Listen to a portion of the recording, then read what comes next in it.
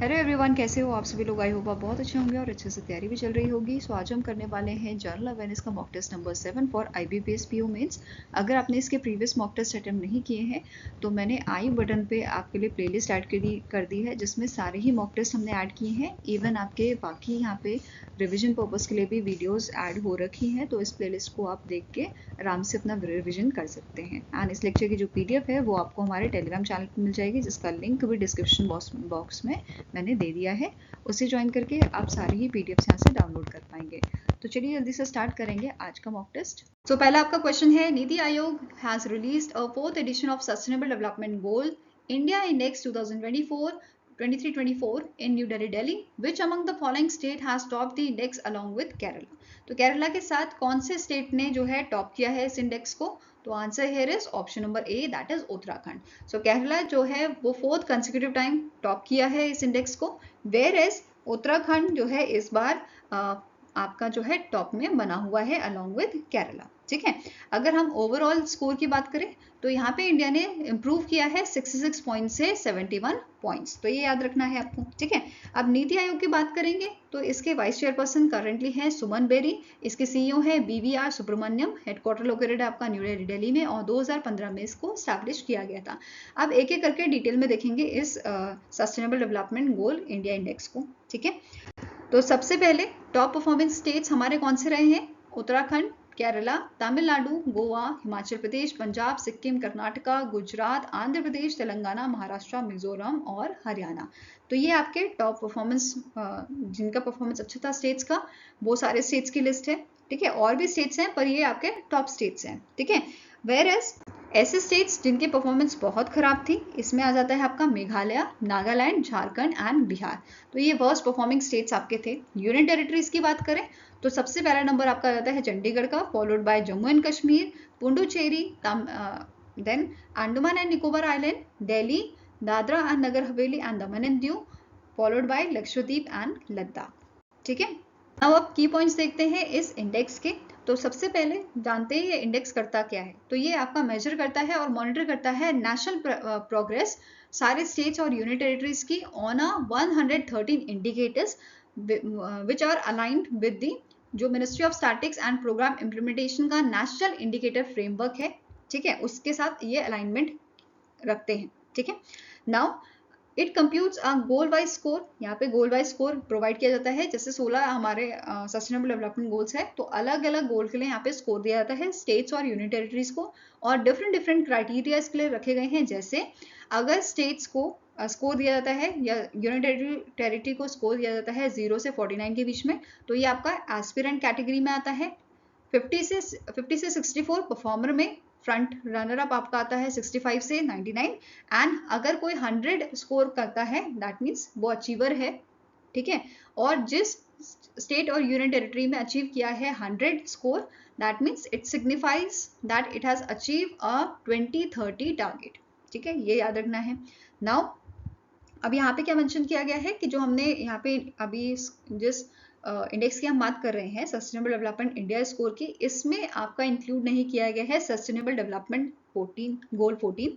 क्यों नहीं किया गया है? क्योंकि जो ये गोल 14 है आपका, ये लिमिटेड है सिर्फ 9 कोस्टल स्टेट्स में ही, इसी वजह से इसको इंडेक्स में शामिल नहीं किया गया है। ठीक है, अब क्वेश्चन बन सकता है कि किन ऑर्गेनाइजेशंस ने मिलकर डेवलप किया है इस इंडेक्स को?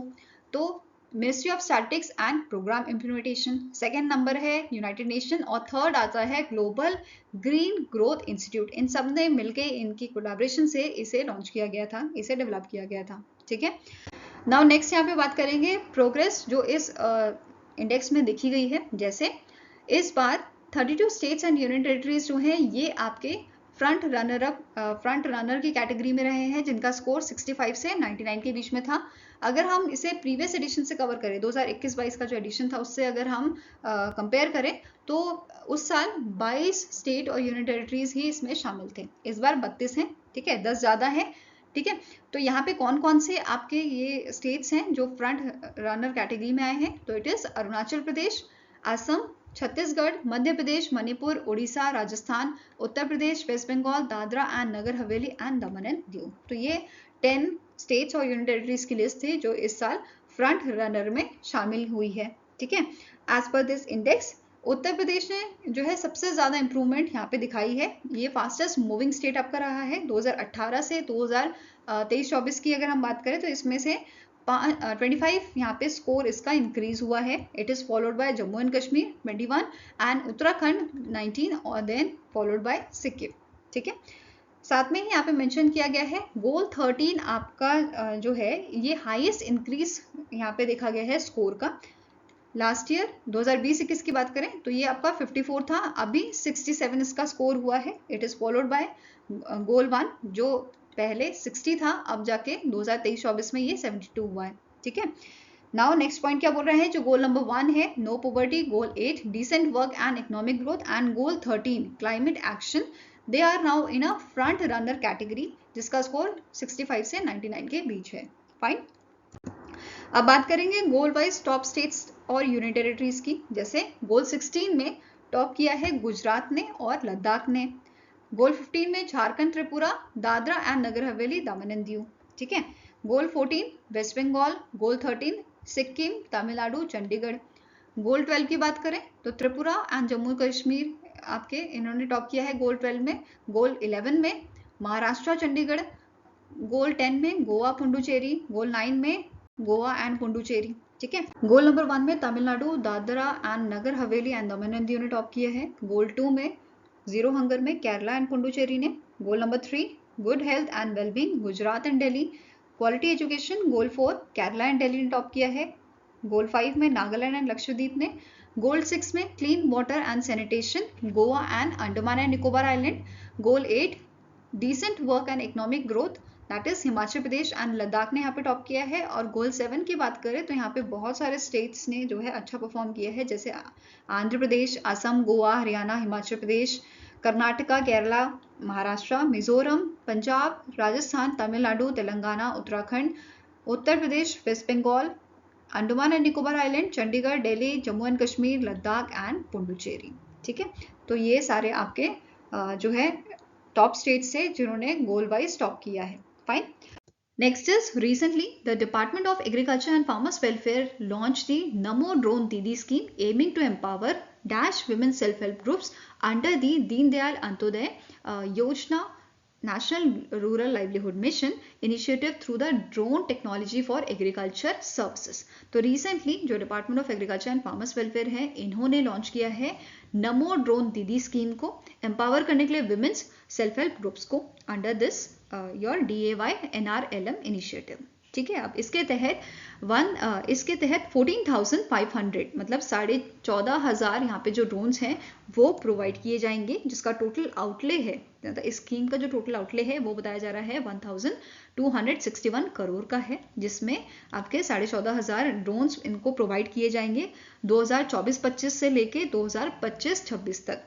क्लियर है, और कौन सी यहाँ पे आपका जो है ऑर्गेनाइजेशन है जो इस स्कीम को मॉनिटर करेगी, it is your IT based form, IT based management information system MIS इसको मॉनिटर करेगा। इसके अलावा थोड़े और चीजें देखते हैं, की फीचर्स देखते हैं इसके। सेंट्रल फाइनेंशियल असिस्टेंट जो है इसमें कवर किया गया है 80% of a drone cost which is up to your 8 lakh rupees. Clear है, नेक्स्ट है कॉम्प्रिहेंसिव पैकेज, जो यहाँ पे जो स्कीम है इसमें आपको इंक्लूड किया गया है battery, spray equipments, tools and 1 year warranty भी यहाँ पे इसमें दी जा रही है। ठीक है, नेक्स्ट है मैंडेटरी 15 डे की यहाँ पे ट्रेनिंग जो है वो प्रोवाइड की जाएगी one of the member of women self help group as a drone pilot.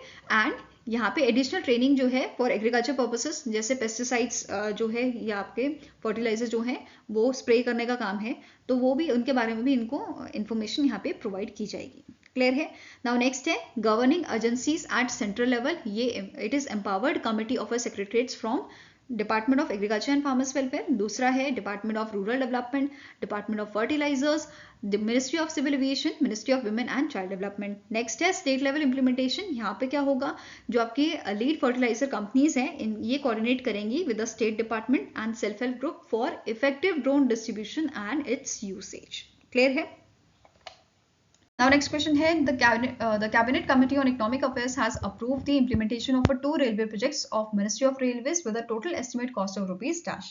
तो यहाँ पे जो cabinet committee on economic affairs है इन्होंने 2 प्रोजेक्ट्स जो हैं उसके लिए अमाउंट यहाँ पे अप्रूव किया है। ये कौन से प्रोजेक्ट हैं वो देखेंगे। इससे पहले यहाँ पे अमाउंट देख लेते हैं। It is 6,798 crore. इन दोनों का आपका जो कॉस्ट रहेगा, अप्रॉक्स कॉस्ट 6,798 करोड़ रहेगा। और ये दोनों प्रोजेक्ट्स आपके हैं। इनमें से पहला वाला है कि हमें डबल करना है, मतलब जो लाइन है उसको डबल करना है, उसकी लेंथ इंक्रीज करनी है, which is Narkatiaganj to Raxaul, Raxaul to Sitamarhi मरहिया, Sitamarhi to Darbhanga and Sitamarhi Muzaffarpur section, इनको डबल करना है, जिसकी आपकी टोटल लेंथ है 256 किलोमीटर्स की। नेक्स्ट है कि हमें नई लाइन क्रिएट करनी है, कंस्ट्रक्ट करनी है, एरापलम एंड नंबुरू वाया अमरावती, जिसका लेंथ आपका रहेगा 57 किलोमीटर्स का। फाइन। अब ये दोनों जो प्रोजेक्ट्स हैं ये आपके बनाए जाएंगे, मतलब ये जो दोनों प्रोजेक्ट्स हैं ये आपके गो थ्रू होंगे इन 3 स्टेट्स में, जैसे आंध्र प्रदेश हो गया, तेलंगाना और बिहार में। ठीक है, इनके 8 डिस्ट्रिक्ट्स में ये बेसिकली ये प्रोजेक्ट्स आपके इनके थ्रू होके जाएंगे। ठीक है, नेक्स्ट है which among the following personalities set to be inducted into a International Tennis Hall of Fame class of 2025। तो इनमें से कौन से आपके पर्सनालिटी हैं जिनको इंडक्ट किया गया है international Tennis Hall of Fame class of 2025 में। तो इनका नाम है मारिया शरापोवा, जो रशियन प्लेयर हैं आपकी। ठीक है, आंसर यहाँ पे हो जाएगा ऑप्शन नंबर डी। और इनके साथ साथ जो आपके ब्रियान ब्रदर्स हैं, Bob Bryan and Mike Bryan from USA, इनको भी इस हॉल ऑफ फेम में शामिल किया गया है। और ऑफिशियली ये इंडक्ट किए जाएंगे 21 टू 23 अगस्त 2025 को, जो जिसकी सेरेमनी आपकी इस दौरान होगी 2025 में। Fine. International Tennis Hall of Fame की अगर बात करें तो इसके करंट सीईओ हैं डैन फार्बर। लोकेशन इसकी आपकी है in the Newport Rhode Island USA and 1954 में से स्टैब्लिश किया गया था। नेक्स्ट क्वेश्चन है the phase 2 of a International Telecommunication Union that is ITU World Telecommunication Standardization Assembly hackathon 2024 concluded at a Bharat Mandapam in New Delhi, Delhi in October 2024. The hackathon was hosted by Dash. तो यहाँ पे बात हो रही है phase 2 किसका, ITU World Telecommunication Standardization Assembly hackathon का 2024। इससे ये अक्टूबर में हुआ था, फेज 1 आपका सितंबर में हुआ था। ठीक है, तो फेज 2 का आपका ये जो है हैकाथन होस्ट किसने की थी, आपका डिपार्टमेंट ऑफ टेलीकम्युनिकेशन द्वारा इसको होस्ट किया गया था और इसे ऑर्गेनाइज किया था इंटरनेशनल टेलीकम्युनिकेशन यूनियन ने। ठीक है, इसकी हैकाथन की थीम क्या थी, AI Bharat 5G 6G sandbox. Clear है, ये इसकी थीम थी। ITU की स्टैटिक इन्फॉर्मेशन देखें तो सेक्रेटरी जनरल इसके हैं डोरीन बैकडॉन मार्टिन। हेडक्वार्टर लोकेटेड आपका जिनेवा स्विट्जरलैंड में और इसे 1865 में स्टैब्लिश किया गया था। नाउ इस हैकाथन की बात करते हैं। जो ये हैकाथन थी इसमें आपके 88 रजिस्टर्ड टीम थी। इसमें आप मोटा मोटा ऐसा समझो कि आपका जो प्लान बेसिकली कोई आपके टीम है, टीम 1 है, टीम 1 का आपको आइडिया बताना है और वो आइडिया आपका बेस्ड, मतलब जो भी आपका प्रोजेक्ट है उसका फोकस जो होना चाहिए वो होना चाहिए कि कैसे AI को हम इंटीग्रेट करें 5G और 6G नेटवर्क्स के साथ, और साथ में ही हमारा ध्यान रहे कि जो आपके सस्टेनेबल डेवलपमेंट गोल है वो भी साथ में ही फुलफिल होते रहे। ठीक है, ऐसा ना हो कि सस्टेनेबल डेवलपमेंट गोल आपका जो भी आइडिया है उससे अलग ही अपोजिट डायरेक्शन में चला है या वो फुलफिल नहीं कर रहा है। ठीक है, तो participant engaged in expert talks, mentoring sessions and live demonstration focus on integrating AI artificial intelligence और machine learning into a 5G और 6G networks while aligning with the United Nation sustainable development goals. ये clear है। यहाँ पे कुछ notable projects हैं, आप देख सकते हो, जैसे 5G enabled smart city public transportation system, ये इस हैकाथन के आपके कुछ प्रोजेक्ट्स हैं। ठीक है, जैसे आपका एक और हो गया फूड आपका flood monitoring and alerting system, waste management solution for river beds, AI based 6G standard barrier reduction, dynamic beam forming optimisation. तो जो भी आपके प्रोजेक्ट्स हैं इनमें हमारा फोकस क्या होना चाहिए कि हम AI को आपका इंटीग्रेट करें 5G और 6G नेटवर्क के साथ, जो इसके थीम भी था। ठीक है, next is Padma Shri awardee Kanaka Raju, a renowned Gusadi dance master, recently in October passed away. Gusadi is a famous folk dance of which Indian state? तो ये आपका फोक डांस है तेलंगाना का। आंसर यहाँ पे क्या हो जाएगा आपका ऑप्शन नंबर सी। और जो ये डांस है ये जो मेल बैचलर्स होते हैं आपके राजगौंड ट्राइब के वो परफॉर्म करते हैं ऑन अ दानदारी फेस्टिवल, जो आपका दिवाली के बाद होता है and it continues for around 10 days। ठीक है, ये वो परफॉर्म करते हैं। साथ में एक और चीज आपको जो नोट करनी है, कनका राजू जी जो है इनको पद्मश्री से नवाजा गया था 2021 में इन दी आर्ट्स, ठीक है, for his role in taking the folk dance to the world. Next is the Ministry of Finance has raised the limit of Mudra loan amount under the Pradhan Mantri Mudra Yojana to rupees dash under the new Tarun Plus category. तो जो आपकी मुद्रा योजना है, ठीक है, प्रधानमंत्री मुद्रा योजना, इसमें 3 आपके कैटेगरी होते थे पहले, अभी तीसरा क्या ले आए हैं, चौथा क्या ले आए हैं, तरुण प्लस कैटेगरी, जिसके तहत आपकी जो मतलब जो लोन है वो अप टू 20 लाख तक का आप यहाँ पे ले सकते हैं। तो आंसर क्या हो जाएगा, it is option number B. जो न्यू लिमिट है ये आपकी इफेक्ट में आ गई है 24 अक्टूबर 2024 से। क्लियर है। नाउ बात करते हैं प्रधानमंत्री मुद्रा योजना की, जिसको 2015 में लाया गया था, लॉन्च किया गया था, जिसका मेन एम क्या था, collateral free micro credit means collateral free loan यहाँ पे प्रोवाइड करना up to 10 lakh rupees to a non farm small and micro enterprise, ताकि ये इनकम जनरेट कर सके अपनी, ठीक है। अब यहाँ पर जो लोन है वो कहाँ मतलब कौन से जो ऑर्गेनाइजेशन है वो प्रोवाइड कर सकती हैं, जैसे शेड्यूल कमर्शियल बैंक्स प्रोवाइड कर सकते हैं loan, then regional rural bank, small finance bank, NBFCs, micro finance institutions, ये सब आपके लोन्स प्रोवाइड कर सकते हैं।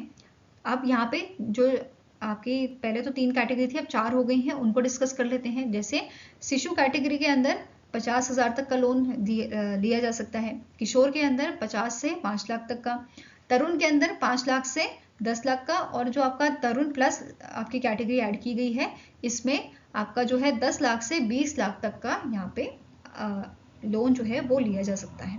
Fine. Now next is name the state that is set to establish a Jatayu Conservation and Breeding Center, world's first conservation and breeding center for a Asian king vulture.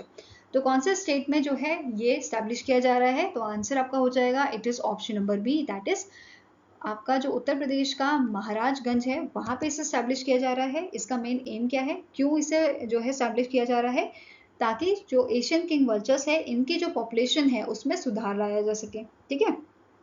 अब ये काम क्यों किया जा रहा है, क्योंकि जो एशियन किंग वल्चर्स हैं they are listed in a critically endangered in a International Union for Conservation of Nature red list since 2007, ठीक है, 2007 से ये इस लिस्ट में शामिल है, और इनकी पॉपुलेशन को इंक्रीज करने के लिए ये शेल्टर जो आपका ये ब्रीडिंग सेंटर है वो यहाँ पे स्टैब्लिश किया जा रहा है। कहाँ पे ये है, महाराजगंज में। ओके, नेक्स्ट आपका क्वेश्चन है, according to the report release by the World Justice Project title WJP rule of law index 2024, India has been ranked at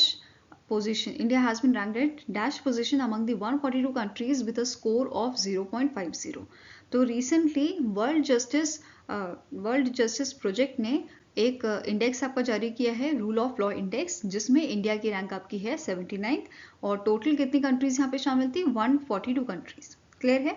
now अब इंडिया की अगर बात करें साउथ एशियन रीजन में, ठीक है, तो इंडिया की जो रैंक है ये है 3rd, मतलब साउथ एशियन कंट्रीज 6 यहाँ पे शामिल थी, जिसमें से इंडिया तीसरे नंबर पे है। इंडिया से पहले नेपाल है with 69th rank, and Sri Lanka की है 75th रैंक, फिर 3rd नंबर पे आता है इंडिया, एंड इंडिया के बाद पाकिस्तान, बांग्लादेश और अफगानिस्तान की रैंक है। जैसे पाकिस्तान की है 129th rank, Bangladesh is 127 and Afghanistan की आपकी है 140, जो आपका बॉटम 5 कंट्रीज हैं उसमें लाई करता है। क्लियर है। नाउ अब बात करेंगे टॉप रैंक कंट्रीज की। तो आपकी टॉप 5 कंट्रीज आती हैं डेनमार्क, नॉर्वे, फिनलैंड, स्वीडन और जर्मनी, ठीक है। 2023 में भी यही आपकी टॉप कंट्रीज थी, टॉप 5 कंट्रीज, और 2024 में भी यही पांचों आपकी जो है टॉप 5 कंट्रीज हैं। अब आपको एक तो इंडिया की रैंक और स्कोर याद रखना है, और टॉप 3 कंट्रीज का आपको रैंक और स्कोर यहाँ पे याद रखना है। जैसे डेनमार्क का जो स्कोर है वो आपका है, ठीक है, स्कोर यहाँ पे बात करें डेनमार्क का है 0.90। नॉर्वे की बात करें तो नॉर्वे का आपका 0.89 है, वेयर एज फिनलैंड की अगर बात करें तो इसका 0.87 स्कोर आपका रहा है। क्लियर है। इंडिया का कितना है 0.50। फाइन। नाउ बॉटम 5 कंट्रीज की अगर बात करते हैं तो इसमें वेनेजुएला आपका है 142 रैंक पे, Cambodia 141, Afghanistan 140 rank, Haiti 139, Myanmar 138। Clear है। नाउ अब ऐसी कंट्रीज जहां पे सबसे ज्यादा जो रूल ऑफ लॉ है वो कम हुआ है, वो डिक्लाइन हुआ है, तो नंबर आता है आपका म्यांमार, एल सल्वाडोर और निकारागुआ। वहीं पे कुछ कंट्रीज ऐसी हैं जहाँ पे इम्प्रूवमेंट देखने को मिला है, तो ये आ जाती हैं Poland, Vietnam and Sri Lanka. Fine.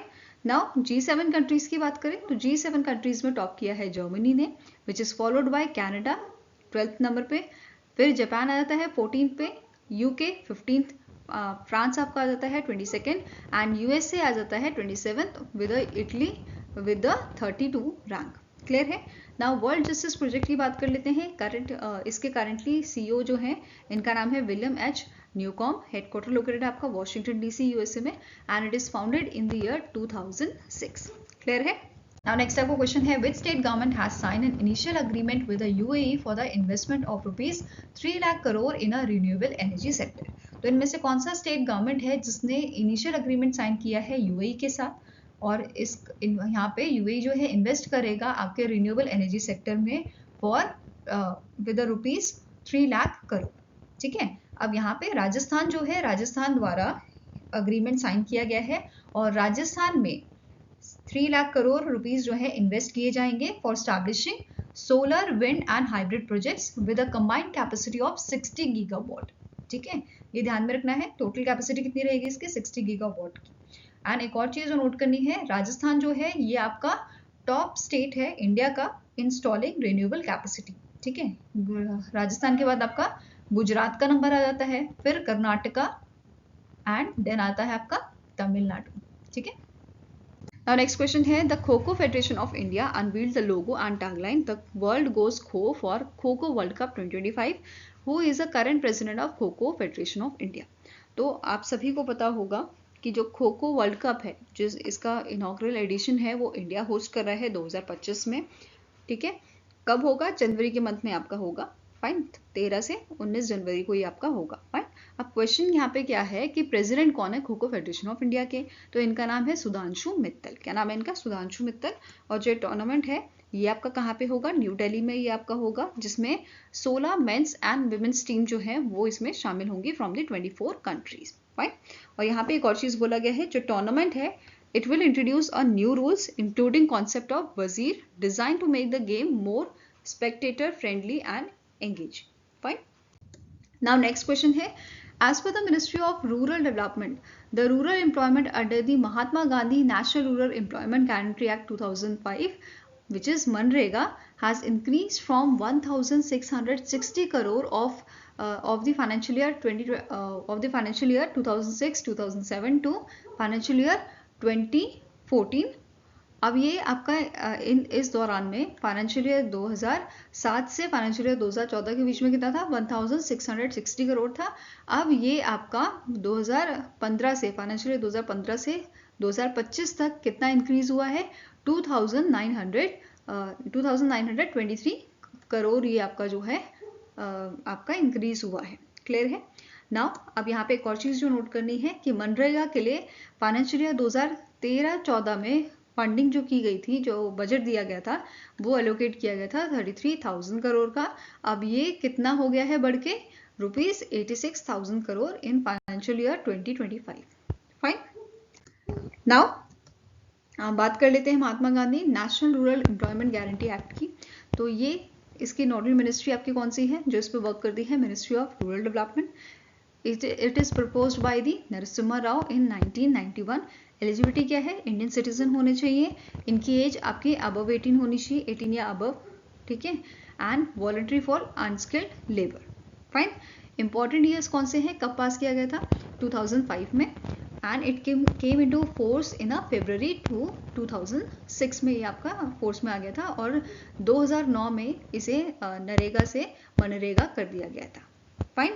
Funding की बात करें तो सेंट्रल गवर्नमेंट यहाँ पे आपका जो है सेंट्रल गवर्नमेंट और स्टेट गवर्नमेंट दोनों की फंडिंग रहती है। जैसे central government labour cost plus 75% material cost देती है, स्टेट गवर्नमेंट बाकी सब बचा हुआ जो आपका है परसेंटेज वो यहाँ पे प्रोवाइड करती है।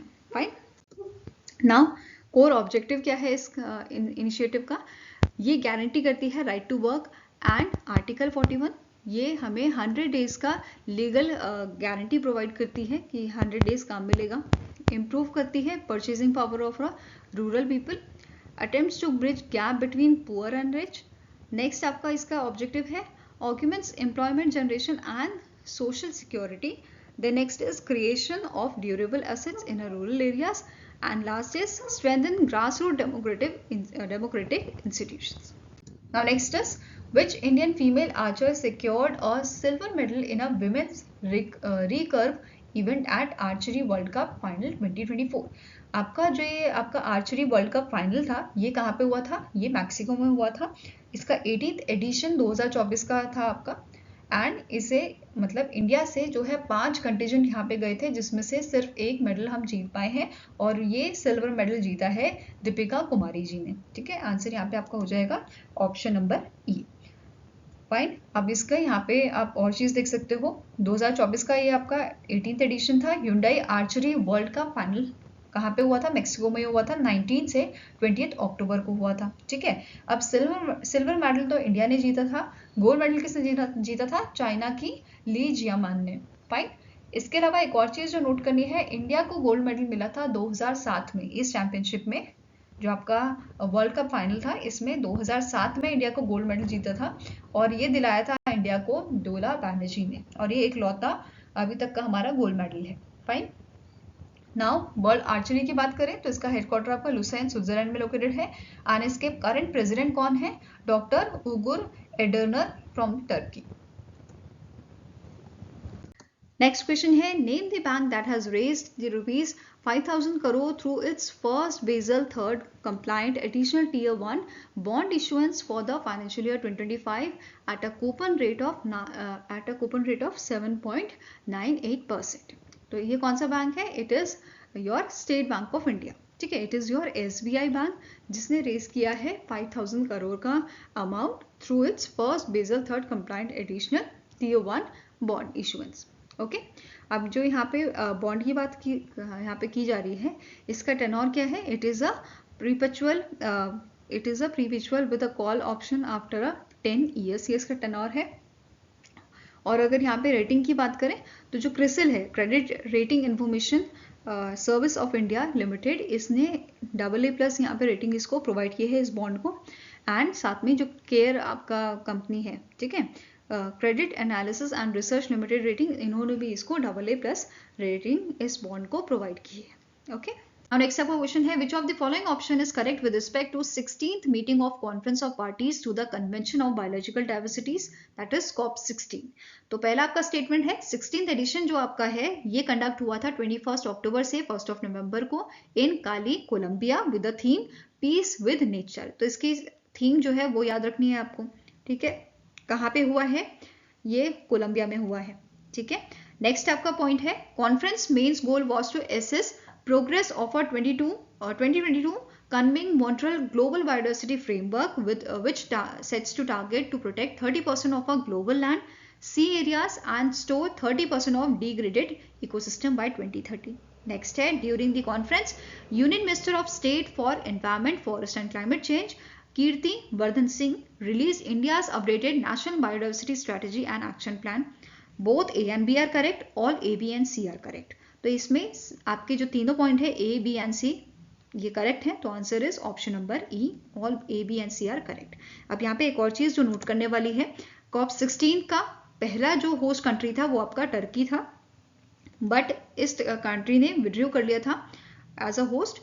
उसके बाद ये आपका कोलंबिया में जो है होस्ट किया गया है. तो ये आपको याद रखना है, पहली होस्ट इसके टर्की थी, बाद में कोलंबिया ने इसको होस्ट किया है. क्लियर है. नाउ यहाँ पे बात करते हैं इंडिया ने जो है लॉन्च किया है updated national biodiversity strategy and action plan. India के जो आपके यूनियन मिनिस्टर ऑफ स्टेट थे कीर्ति वर्धन सिंह, इन्होंने लॉन्च किया था, है ना. तो इस स्ट्रैटेजी में क्या बताया गया है? ये बेसिकली एक रोड मैप है कि कैसे जो लॉसेस हुए हैं बायोडाइवर्सिटी लॉसेस उसको हम कैसे स्टॉप कर सकते हैं, उससे रिवर्स कैसे किया जा सकता है बाय 2030. इसके लिए स्ट्रैटेजीज यहाँ पे बताई गई हैं with a longer term vision of a living in harmony with the nature by 2050. Next है इस फ्रेमवर्क में इंक्लूड किए गए हैं 3-tier institutional structure which is National Biodiversity Authority, State Biodiversity Boards and Local Biodiversity Management Committees. ये तीनों इसमें include किए गए हैं. इसके अलावा यहाँ पे बोला गया है जो अपडेटेड स्ट्रैटेजी और एक्शन प्लान है इसमें 23 नेशनल टारगेट्स रखे गए हैं with alignment with the 23 global goals set under the Kunming Montreal Global Biodiversity Framework, ठीक है। और इसका गोल क्या है इस फ्रेमवर्क का, कि हमें 30% at least 30% terrestrial inland water, coastal and marine areas जो है वो प्रोटेक्ट करना है, and the loss of highly biodiverse areas to reach 0 by 2030, ये इसका एम है। क्लियर है। इसके अलावा यहाँ पे जो है वर्ल्ड की पहली ग्लोबल इकोसिस्टम एटलस लॉन्च की गई थी COP16 में, जो आपका कोलंबिया में हुआ था, and it is developed by the Group on Earth Observations. I hope this is clear. Next is in November 2024 government of India ने अप्रूव किया है PM विद्या लक्ष्मी स्कीम को to provide financial assistance to meritorious students. How much allocation the government has allocated to the scheme for the year financial year 2025 to financial year 2031। तो सबसे पहले तो note करना है इसका टेन्योर, फाइनेंशियल ईयर 2025 से financial year 2031 तक का इसका टेन्योर है। स्कीम का नाम क्या है PM विद्या लक्ष्मी। विद्या से रिलेटेड मीन्स यहाँ पे जो है एजुकेशन लोन की यहाँ पे बात की जा रही है, ठीक है। तो ऐसे रिलेट करके पढ़ सकते हो इसको। इसके लिए टोटल एलोकेशन जो दिया गया है वो है 3600 करोड़ का। फाइन। और यहाँ पे क्या बोला गया है, इसमें लगभग 7 लाख नए स्टूडेंट्स जो हैं उनको बेनिफिट दिया जाएगा। क्लियर है। नाउ अब इस स्कीम के अंदर ऐसे बच्चे जो क्वालिटी हायर एजुकेशन इंस्टीट्यूशंस में एडमिशन लेंगे उनको कोलेटरल फ्री और गारंटर फ्री लोन यहाँ पे दिया जा सकेगा from the banks and financial institutions. साथ में ही बोला गया है जो इनिशियल फेज होगा उसमें स्कीम के तहत top 860 quality higher education institutions इसमें सेलेक्ट किए जाएंगे, जो लगभग आपके कवर करेगा ओवर 22 लाख स्टूडेंट्स को, ठीक है। यहाँ पे बात हुई कोलेटरल फ्री और गारंटर फ्री लोन की, तो अप टू ₹7.5 लाख तक का यहाँ पे लोन जो है वो प्रोवाइड किया जा सकेगा, जिसमें से 75% यहाँ पे गवर्नमेंट प्रोवाइड करेगी। क्लियर है। नेक्स्ट है अकॉर्डिंग टू द स्कीम जो स्टूडेंट्स की फैमिली इनकम है, ठीक है, students with a family income up to ₹8 lakh will receive interest subvention of 3% on a loans up to ₹10 lakh during the moratorium period. तो ऐसे बच्चे जिनकी फैमिली इनकम आपकी कितनी है अप टू ₹8 लाख, इनको इंटरेस्ट सबवेंशन दिया जाएगा 3% का। क्लियर है। और हर साल यहाँ पे क्या बोला है 1 लाख स्टूडेंट्स को इंटरेस्ट सबवेंशन सपोर्ट यहाँ पे गवर्नमेंट प्रोवाइड करेगी। क्लियर है। नेक्स्ट इज इस स्कीम के लिए विद्या लक्ष्मी स्कीम जो है इसके लिए एक पोर्टल इंट्रोड्यूस किया गया है डिपार्टमेंट ऑफ हायर एजुकेशन द्वारा, और इस पोर्टल के थ्रू आप एजुकेशन लोन्स के लिए अप्लाई कर सकते हो। फाइन। नेक्स्ट क्वेश्चन है according to the central water commission report glacier lakes and other water bodies across Himalayan region witnessed an overall increase of -% in areas to 5.91 lakh hectares in 2024 due to the climate change.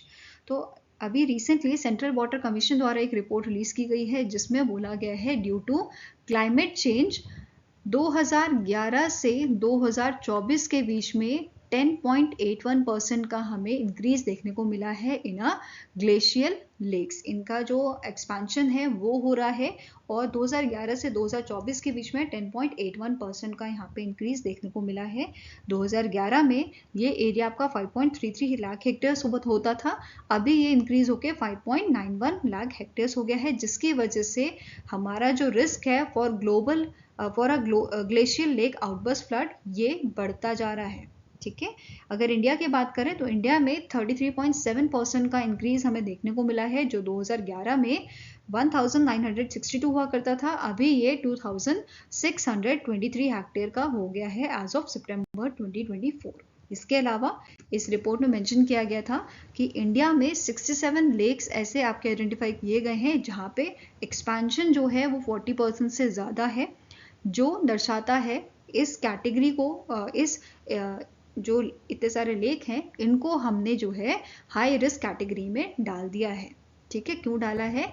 क्योंकि यहाँ पे जो glacial lake outburst है वो हो सकता है, outburst हो सकता है। ठीक है।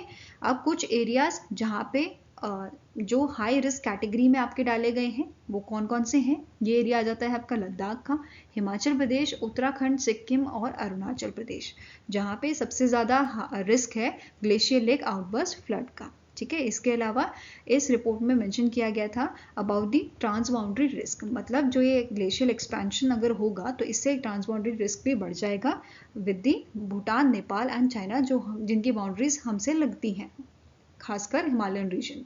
ओके।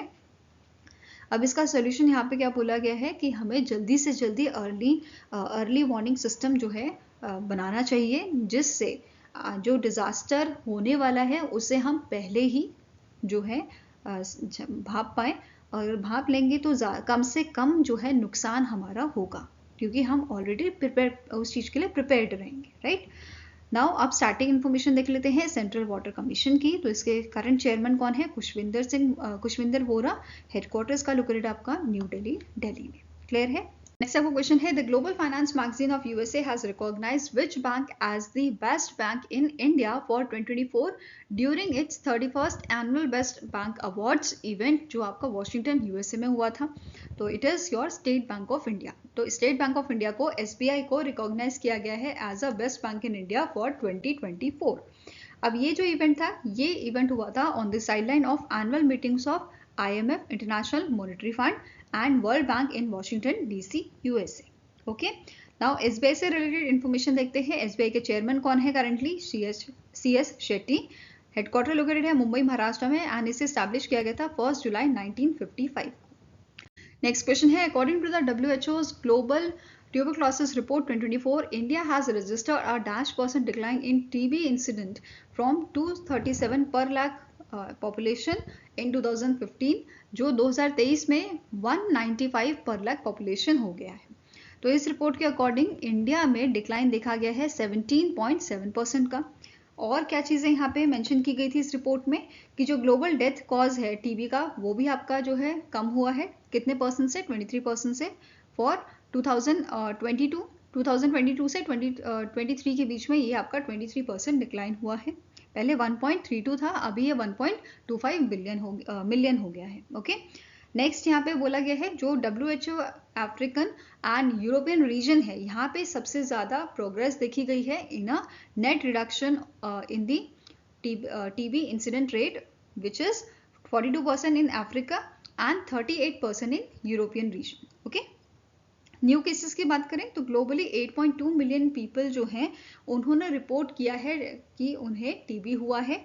2023 की यहाँ पे बात की जा रही है। अगर 2022 की कंपैरिजन में बात करें तो ये आपका जो है 7.5 मिलियन था 2022 में, अभी 8.2 मिलियन हुआ है। दैट मीन्स यहाँ पे हमें जो है ग्रोथ देखने को मिली है, मतलब कि लोगों को यहाँ पे टीबी हुआ है, जिसकी परसेंटेज अभी बढ़ी है। ठीक है, next is the report highlighted top 5 countries with contributed 56% of a global TB burden, जिसमें इंडिया का नाम भी शामिल है, which is 26%, then followed by Indonesia 10%, China 6.8%, Philippines 6.8% again, and Pakistan with a 6.3%. Okay, next यहाँ पे कुछ और की पॉइंट्स देखते हैं, जैसे 2023 में 5.7 बिलियन US की फंडिंग यहाँ पे प्रोवाइड की गई थी for TB prevention, diagnostic and treatment services. Okay, and हमारा 2027 तक टारगेट क्या है कि इस फंडिंग को हमें 22 बिलियन US करना है। Okay, next is 1 billion US funding यहाँ पे दी गई थी टीबी रिसर्च के लिए, और ये फंडिंग हमें करनी है 2027 तक 5 बिलियन US, ऐसा टारगेट हम लेकर चले हैं। Okay, next is the rate of global TB treatment coverage, जो है 2023 में ये बताई गई है, इट वॉज 75%, एंड हमारा टारगेट क्या है कि 2027 तक हम इसे 90% करेंगे। अब बात करते हैं इंडिया की। इस रिपोर्ट के अकॉर्डिंग यहाँ पे एस्टिमेशन दिया गया है कि इंडिया में 2023 में एस्टिमेटेड है कि 2023 में आपके कितने केसेस यहाँ पे देखे गए हैं, 27 लाख टीबी केसेस, जिसमें से 25.1 लाख वर diagnosed and put on the treatment. Next point क्या बोल रहा है, इंडिया का ट्रीटमेंट कवरेज जो है ये आपका बड़ा है। 2015 में 72% हुआ करता था, अब 2023 में इस रिपोर्ट के अकॉर्डिंग ये 89% था। इसके अलावा जो डेथ्स होती हैं टीबी से इन इंडिया, अगर इंडिया की बात करें तो जो टीबी से रिलेटेड डेथ होती है लोगों की, इसमें भी हमें कमी देखने को मिली है। दैट मीन्स इस बार जो है डेथ्स जो है वो भी कम हुई है, विच इज डिक्लाइन बाय 21.4%। पहले 28 पर लाख पॉपुलेशन ये डेथ हुआ करती थी, अभी 22 पर लाख पॉपुलेशन ये हो रही है।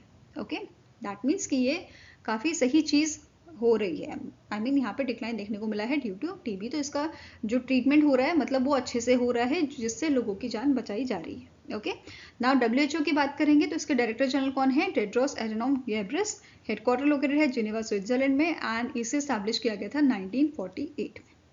Now next question है the NASA's James Webb Space Telescope detected carbon dioxide and hydrogen peroxide on the surface of Charon, the moon of dash. Charon जो है ये आपका लार्जेस्ट मून है प्लूटो का, तो answer here is option number ए। और यहाँ पे इस मून पे प्लूटो के डिटेक्ट किया गया है कार्बन डाइऑक्साइड और हाइड्रोजन पेरोक्साइड को।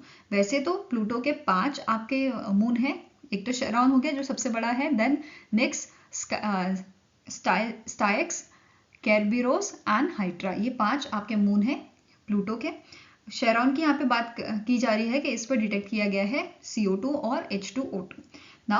नाउ अब बात करेंगे शैरन की। शैरन जो है लार्जेस्ट मून है आपका out of 5 moons of Pluto and it's size is about half the size of a Pluto. ठीक है, प्लूटो का आपका जो साइज है इसके हाफ आपका जो है शैरन है। इसको डिस्कवर किया गया था 1978 में by the James W Christy and Robert S Harrington, जो US नेवल ऑब्जर्वेटरी स्टेशन में आपके पर्सन थे। ठीक है, उन्होंने इसे ऑब्जर्व किया था, देन इसे डिस्कवर किया था। देन शैरन जो है इसकी अगर विड्थ की बात करें तो ये 754 माइल्स का है, वेरस प्लूटो के कंपैरिजन में अगर हम यहाँ पे देखें प्लूटो का कितना है 1400 माइल्स। ठीक है, तो लगभग आधा आधा ये चल रहा है। देन मास की बात करें तो मास जो है 1/10 है प्लूटो का, एंड जो शैरन है it is so large and massive with respect to the Pluto कि इन्हें समटाइम्स जो है डबल ड्राफ्ट प्लैनेट सिस्टम भी इसे कहा जाता है। ठीक है, डिस्टेंस की बात करें इन दोनों के बीच में कितना डिस्टेंस है, it is 12,200 miles. And Charon जो है जो ऑर्बिट करता है प्लूटो को, तो इसका आपका कितना टाइम इसे लगता है, अर्थ का 6.4 डेज इसको लगते हैं एक पूरा आपका ऑर्बिट कंप्लीट करने में प्लूटो का। फाइन, Now next question है the Union Cabinet has approved the modified productivity linked reward scheme for the major ports and dock labor board employees or workers from 2020-2021 to 2025-2026। जो total financial implication यहाँ पे दिया गया है इस duration के लिए वो कितना आपका है, इट इज 200 करोड़ रुपीस। ठीक है, आंसर क्या हो जाएगा यहाँ पे ऑप्शन नंबर डी। नाउ जो स्कीम है ये बेनिफिट करेगी आपके 20,704 एम्प्लॉयज को, मेजर पोर्ट अथॉरिटी के and dock labour board employees और वर्कर्स को। फाइन, नाउ यहाँ पे चेंज किया गया है, जो ministry of port shipping and waterways है इन्होंने इंक्रीज किया है वेटेज किस चीज का, for calculation of productivity linked reward to port specific performance. पहले ही आपका ऑल इंडिया परफॉर्मेंस होता था, अभी से पोर्ट स्पेसिफिक परफॉर्मेंस रखा गया है। फाइन, नाउ जो आपका प्रोडक्टिविटी लिंक रिवॉर्ड है it has been calculated on the wage ceiling for the calculation of a bonus जो आपका 7,000 पर मंथ है, एंड ये PLR जो है ये आपको एनुअली पे किया जाएगा bye enhancing the port specific performance weightage from 50 to 55% और फर्दर ये आपका 60% तक जा सकता है। फाइन, वेयरएस जो all India port performance weightage है ये अब आपका कम हो जाएगा, ये आपका 40% तक डाउन जाएगा ओवर द पीरियड टिल 2025-2026। और अभी जो आपका चल रहा था वो कैसा था, इसमें इक्वल वेटेज रखा गया था 50% for all India port performance and 50% for the specific port performance. Fine, next question है who is appointed as the under secretary general of for humanitarian affairs and emergency relief coordinator, office for coordination of humanitarian affairs. तो इनमें से कौन से शख्स हैं जिनको इस पोजीशन के लिए आपका अपॉइंट किया गया है, इनका नाम है टॉम फ्लेचर। ठीक है, क्या नाम है इनका, टॉम फ्लेचर, और इन्होंने आपका सक्सीड किया था मार्टिन ग्रिफिथ्स को। ठीक है, सक्सीड किसे किया था, मार्टिन ग्रिफिथ्स को। फाइन, एंड जब तक आपके टॉम फ्लेचर जो है ये आपका जो है पोजीशन अज्यूम नहीं करते तब तक एडिशनल चार्ज यहाँ पे दिया गया है जॉयस मैस्यूआ को। ओके, नाउ नेक्स्ट है, ये भी आपकी इंपॉर्टेंट रिपोर्ट है। इस रिपोर्ट के अकॉर्डिंग जो आपकी वर्ल्डलाइन रिपोर्ट है जिसका नाम है India digital payment report for first half of 2024, the UPI transaction grew 52% to $billion in a first half of 2024। तो वर्ल्ड लाइन की ये रिपोर्ट है जिसमें बोला गया है कि इंडिया के मतलब फाइनेंशियल ईयर 2024 में जो फर्स्ट हाफ था इसमें इंडिया की जो UPI ट्रांजैक्शन है वो बढ़ी है 52% से, विच इज योर 78.97 बिलियन। ठीक है, अगर इसको हम कंपेयर करें 2023 से, तो 2023 के फर्स्ट हाफ में 51.9 बिलियन की ट्रांजेक्शन्स थी, अब 52% का यहाँ पे इंक्रीज होके 78.97 बिलियन ये ट्रांजेक्शन हो गई है आपके फर्स्ट हाफ ऑफ 2024 में। फाइन। और यहाँ पे क्या चीज मेंशन की गई है कि मर्चेंट टू जो पर्सन टू मर्चेंट ट्रांजेक्शन है ये पर्टिकुलरली आपकी बड़ी है, 40% से इसमें ग्रोथ देखने को मिली है। ठीक है, विच इज लीड टू, पहले ये आपका 2023 में 83.16 ट्रिलियन था, अभी ये 116.63 ट्रिलियन हो गया है फर्स्ट हाफ ऑफ 2024 में। क्लियर है। नेक्स्ट आपका जो पॉइंट है, increase in a deployment of point of sale. तो पॉइंट ऑफ सेल की अगर बात करें तो यहाँ पे भी हमें 17% का इंक्रीज देखने को मिला है, विच इज 8.96 मिलियन का। और कौन से बैंक्स यहाँ पे आपको जो है ऐसे मिलेंगे जो टॉप पॉइंट ऑफ सेल जिन्होंने दिखाया है, जिन्होंने शो किया है, तो आपका पहले नंबर पे आ जाता है Axis bank, then ICICI bank, HDFC bank, SBI, RBL bank, then Bandhan bank, Kotak Mahindra bank, yes bank and Canara bank. तो इन सारे बैंकों ने जो है टॉप पॉइंट ऑफ सेल हमें शो किया है और collectively they all are accounted for 95% of point of sale terminal. ठीक है। नेक्स्ट आपकी बात करेंगे UPI क्विक रिस्पॉन्स की, इसमें भी हमें ग्रोथ देखने को मिला है 39% का, विच इज अगर हम कंपेयर करें 2023 से तो 244.23 मिलियन ये आपका था जनवरी 2023 में, और अगर एज ऑफ जून हम बात करें 2024 की तो ये आपका हो गया है 340 मिलियन। ठीक है। नेक्स्ट जो आपका पॉइंट है ये इंपॉर्टेंट है, यहाँ पे टॉप UPI प्लेयर्स आपको बताए गए हैं एज ऑफ जून 2024, तो इनका नाम आपको याद रखना है, फोन पे, गूगल पे एंड पेटीएम। ठीक है। नेक्स्ट आता है कार्ड्स इन सर्कुलेशन। तो आप सभी को पता है credit card, debit card, prepaid cards हम सभी यूज करते हैं, तो इसमें भी हमें ग्रोथ देखने को मिली है, मतलब कि बहुत सारे लोगों ने जो है इन कार्ड्स को इशू करवाया है और ये हमें शो करता है 11% की ग्रोथ। ठीक है। एज ऑफ जून 2024 यहाँ पे मेंशन किया गया है इस रिपोर्ट में कि 1.451 बिलियन कार्ड्स यहाँ पे आपके सर्कुलेशन में है, जिसमें से क्रेडिट कार्ड है 103.8 मिलियन, डेबिट कार्ड है 979.71 बिलियन और प्रीपेड कार्ड इसमें से है आपके 367.5 मिलियन। तो ये आपको चीजें याद रखनी है। और नेक्स्ट जो इंपॉर्टेंट आपका पॉइंट आ जाता है कि सबसे ज्यादा क्रेडिट कार्ड इशू किसने किए हैं, टॉप 5 इशूअर्स कौन से थे, तो इनका नाम याद रखना है, क्वेश्चन बन सकता है HDFC bank, SBI, ICICI bank, Axis bank और कोटक महिंद्रा बैंक। ठीक है। वहीं पे डेबिट कार्ड किसने सबसे ज्यादा इशू किए हैं, तो SBI card, SBI, bank of Baroda, Canara bank, union bank of India and HDFC bank. अब अगर बात करें कि सबसे कितना परसेंट यहाँ पे इशू किए गए हैं कार्ड्स, तो अगर क्रेडिट कार्ड की बात हो रही है तो प्राइवेट सेक्टर बैंक सबसे पहले आ जाते हैं आपके, इन्होंने 71% कार्ड्स जो है इशू किए हैं। टोटल कार्ड्स में से आपके क्रेडिट कार्ड्स की जितनी लिमिट है उसमें से 71% आपके प्राइवेट सेक्टर बैंक ने इशू किए हैं, वेयरएज 24% पब्लिक सेक्टर बैंक द्वारा इशू कराए गए हैं। वहीं पे डेबिट कार्ड की बात करें तो यहाँ पे बाजी मार ली है हमारे पब्लिक सेक्टर बैंक ने, इन्होंने 65% जो है डेबिट कार्ड इशू किए हैं, वहीं पे प्राइवेट सेक्टर बैंक यहाँ पे 25% पे रह गया है। क्लियर है। नाउ आपके कुछ और की पॉइंट्स हैं, जैसे ऑनलाइन ट्रांजैक्शंस जो है इसमें जो आपके मोबाइल के थ्रू की गई हैं, ऐप्स के थ्रू की गई हैं, इसमें भी हमें जो है इंक्रीज देखने को मिला है, which is 46%, which leads to the 76.04 billion in a first half of 2024। Net banking की यहाँ पे बात करें तो नेट बैंकिंग ट्रांजैक्शन भी आपके बढ़े हैं 9% से, which leads to the 2.31 billion in first half of 2024। Next आपका पॉइंट है, ये भी इंपॉर्टेंट है कि टॉप 5 स्टेट्स या यूनियन टेरिटरी जहां पे सबसे ज्यादा आपकी ट्रांजैक्शन देखी गई है at a physical touch points 2024 में, तो ये आपका स्टेट आ जाता है महाराष्ट्र, देन केरला, तमिलनाडु, कर्नाटका एंड दिल्ली। तो ये आपके टॉप 5 स्टेट्स हैं जहां पे ट्रांजैक्शन आपकी सबसे ज्यादा देखने को मिली है। Fine. Now next starting information देखते हैं वर्ल्ड लाइन की। इसके करंट CEO हैं Mac Henry Desportes. Then Worldline India के आपके CEO कौन है, रमेश नरसिम्हन। हेडक्वार्टर इसका लोकेटेड है आपका पेरिस फ्रांस में and it established in the year 1972। Next is union cabinet ने अप्रूव किया है establishment of national centre of excellence NCOE को यहाँ पे इन्होंने एस्टैब्लिश करने के लिए अप्रूवल दे दिया है for animation, visual effects, gaming, comics and extended reality के लिए। अब कौन से सिटी में ये आपका एस्टैब्लिश किया जाएगा, तो मुंबई महाराष्ट्र में ये एस्टैब्लिश किया जाएगा। क्लियर है, answer is option number B. अब यहाँ पे जो अप्रूवल दिया गया है, ये अप्रूवल दिया गया है section 8 company under the companies act 2013 के तहत, ठीक है, जिसमें गवर्नमेंट ऑफ इंडिया के पार्टनर्स आपके रहेंगे federation of Indian chambers of commerce and industry and confederation of Indian industry, that is CII, FICCI और CII गवर्नमेंट ऑफ इंडिया के पार्टनर्स रहेंगे इस एस्टैब्लिशमेंट में। क्लियर है।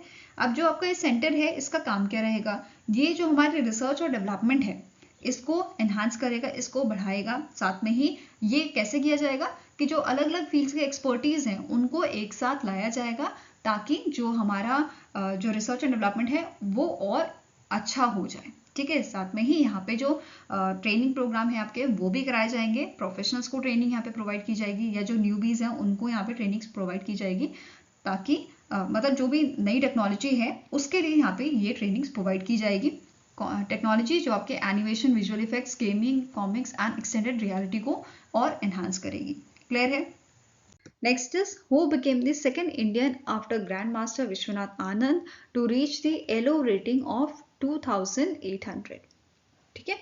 तो इनमें से कौन से आपके ग्रैंड मास्टर हैं जिन्होंने एलो रेटिंग जो है वो आपकी बनाई है, जिनकी एलो रेटिंग जो है वो आपकी 2800 से ज़्यादा है।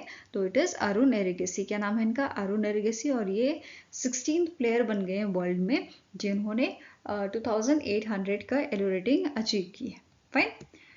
अगर आप करंटली देखो तो सबसे पहले नंबर पे कार्लसन, मैग्नस कार्लसन जो आपके हैं उनकी रैंकिंग है 2831 पे। देन आपके नेक्स्ट आते हैं फैबियानो कारुआना, जिनका अगेन जो आपकी रेटिंग है इट इज़ 2805। देन आपके 4th नंबर पे अरुण एरिगेसी आते हैं 2800.9 पॉइंट से। देन गुकेश जी, इनकी रैंकिंग आपकी है 2783। ऐसे ही आपके जो टॉप 5 प्लेयर हैं उनकी रैंकिंग यहाँ पे दी गई है, जिसमें से जो विश्वनाथ आनंद जी हैं 10th नंबर पे, इनकी रैंकिंग है 2750। ये आपके 11th नवंबर की रेटिंग है। ओके। नेक्स्ट है name the state that is set to become the first state in India to adopt an action plan for a road safety for the next 10 years। तो इनमें से कौन सा स्टेट है जो पहला स्टेट बना है इंडिया का जो अडॉप्ट करेगा action plan for the road safety 10 सालों के लिए, ठीक है। तो ये आपका स्टेट है Rajasthan. Answer is option number C. अब इस चीज के लिए वर्ल्ड बैंक जो है वो असिस्टेंट यहाँ पे प्रोवाइड करेगा गवर्नमेंट ऑफ राजस्थान को। क्लियर है। नाउ अब इम्प्लीमेंटेशन जो है ये 3 फेजेस में होगा। 2025 से 2027 के बीच में फेज 1 आपका रहेगा, जिसका मेन फोकस रहेगा safety audit of 500 kilometres of state highways and major district roads.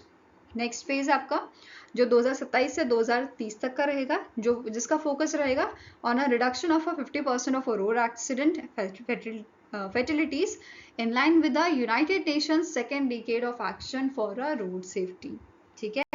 Phase 3 आपका जो है ये 2030 से 33 तक रहेगा, जो फोकस करेगा reduction of 75% of road accident फैटिलिटीज।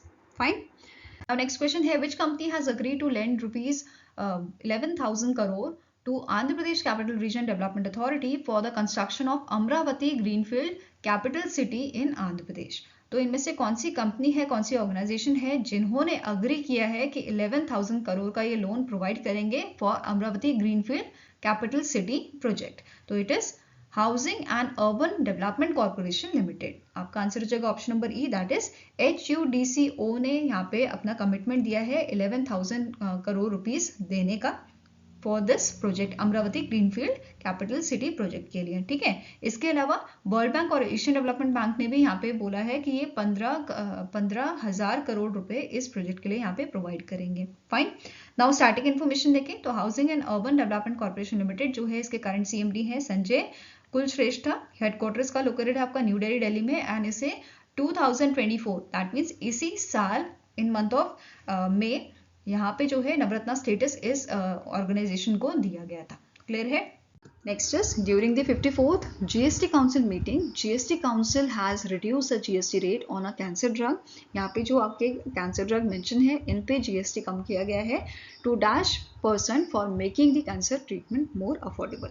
तो पहले इस पे 12% का जो है GST लगता था, अब ये रिड्यूस करके आपका 5% कर दिया गया है। ठीक है, आंसर क्या हो जाएगा? ऑप्शन नंबर सी। नाउ इसके अलावा जीएसटी काउंसिल ने क्लैरिफाई किया है कि जो एफिलिएशन सर्विसेज हैं, जैसे जो सीबीएसई एफिलिएशन सर्विसेज प्रोवाइड करता है, ये टैक्सेबल रहेंगी, बट एफिलिएशन सर्विसेज जो स्टेट या सेंट्रल एजुकेशन बोर्ड प्रोवाइड करेंगे गवर्नमेंट स्कूल्स को, वो आपका जीएसटी से दूर रखा गया है, उन पे जीएसटी नहीं लगेगा। ठीक है, नेक्स्ट है कि जो जीएसटी काउंसिल है, GST council has also recommended the exempt from the supply of a research and development services from the GST. तो बेसिकली जो रिसर्च एंड डेवलपमेंट सर्विसेज होंगी आपकी government by the government entity या research association, इन पे जो है कोई GST नहीं लगेगा। और एक और चीज़ यहाँ पे अभी हमने बात की एफिलिएशन की, तो यहाँ पे यूनिवर्सिटीज़ पे जो है कितना जीएसटी लगता है? 18% का लगता है। ठीक है, नेक्स्ट यहाँ पे कुछ और आपके जो हैं प्रोडक्ट्स हैं जिन पे जीएसटी कम किया गया है और कुछ पे बढ़ाया भी गया है। तो कैंसर ड्रग का तो हमने अभी पढ़ा कि ये आपका 12 से 5% कर दिया गया है। दूसरा, नमकीन और extruded expanded savour food product जो है इन पे भी आपका जीएसटी कम हुआ है, 18 से 12 हुआ है। Then roof mounted package unit and air conditioning machines for railways, इस पे अब जो है आपका 28% का जीएसटी लगेगा। Then car and motorcycle seats पे 18 से ये जीएसटी बढ़ा के 28 कर दिया गया है। Then transport of passenger by helicopters, इसका जीएसटी भी कम किया गया है, 18 से 5% इसे कर दिया गया है। इसके अलावा यहाँ पे जो है 13 मेंबर की ग्रुप ऑफ मिनिस्टर्स यहाँ पे जो है बनाया गया है सजेस्ट करने के लिए GST rate on various health and life insurance product.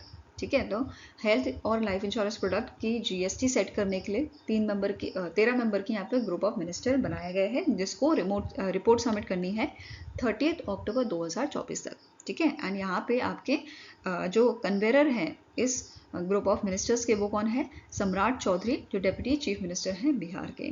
आपको नोट करना है कि अभी जो जीएसटी आपका लगता है इंश्योरेंस प्रोडक्ट में, वो कितना है? It is your 18%। ठीक है, मतलब जो करंटली लगता है वो आपका 18% है। अब 30 अक्टूबर 2024 तक ग्रुप ऑफ मिनिस्टर्स इसमें अपडेट देंगे कि यह कम किया है, ज़्यादा किया है, या जो भी रहेगा आपका जीएसटी। ठीक है, now next is in which state the Ustad Alauddin Khan festival, जिसे हम अलाउद्दीन खान संगीत समारोह भी कहते हैं, हैज सेलिब्रेटेड। कौन सा स्टेट में इसे सेलिब्रेट किया गया था? तो मध्य प्रदेश में इसे सेलिब्रेट किया गया था। मध्य प्रदेश की आपकी जो महिहार सिटी है, वहाँ पे इसे जो है सेलिब्रेट किया गया था।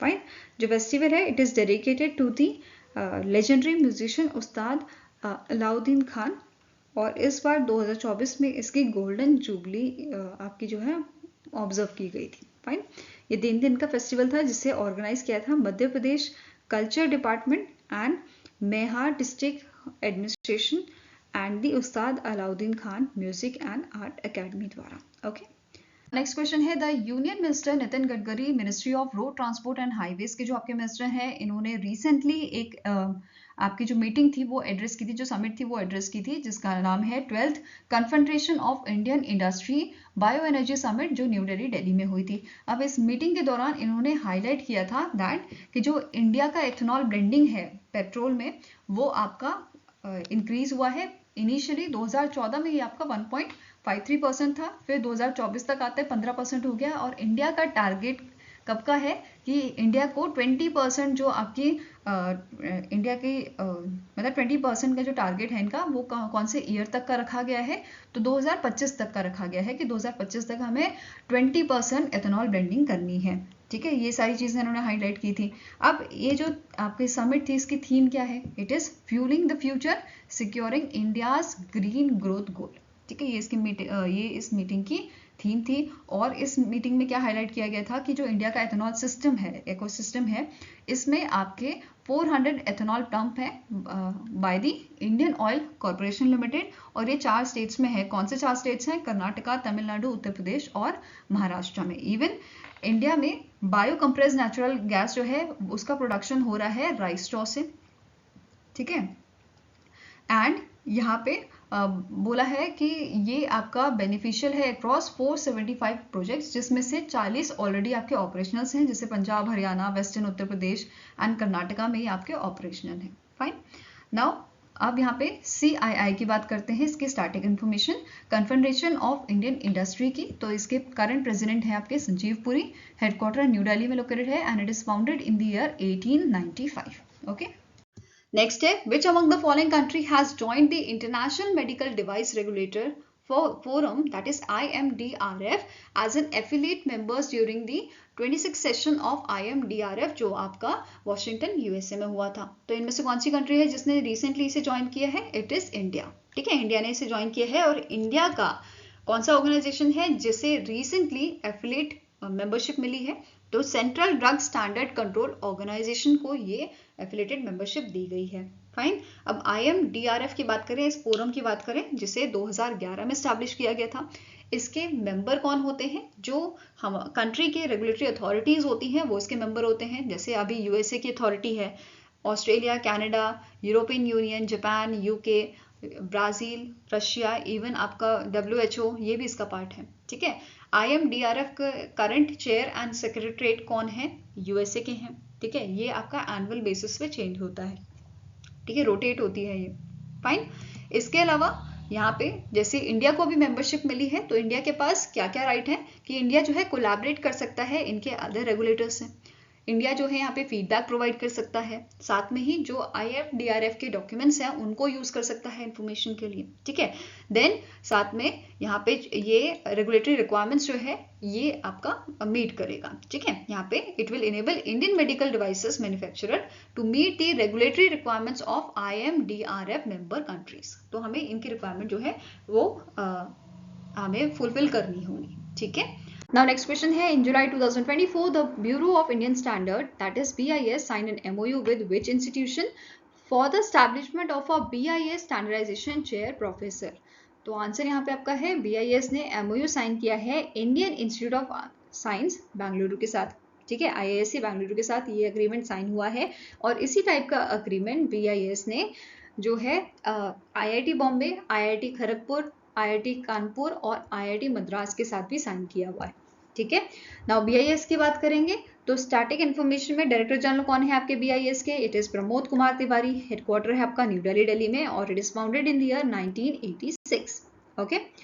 Next is the British actor dame Maggie Smith recently in September passed away. She won the Academy Award, या जिसे हम ऑस्कर अवार्ड बोलते हैं, for the best actresses for prime of miss Jean Brodie in dash. तो कौन से year में इन्होंने ये अवार्ड जीता था? तो 1969 में ये ऑस्कर अवार्ड इन्हें मिला था। इसके अलावा इन्हें बेस्ट सपोर्टिंग एक्ट्रेस के लिए कैलिफोर्निया सूट के लिए 1978 में भी ऑस्कर दिया गया था।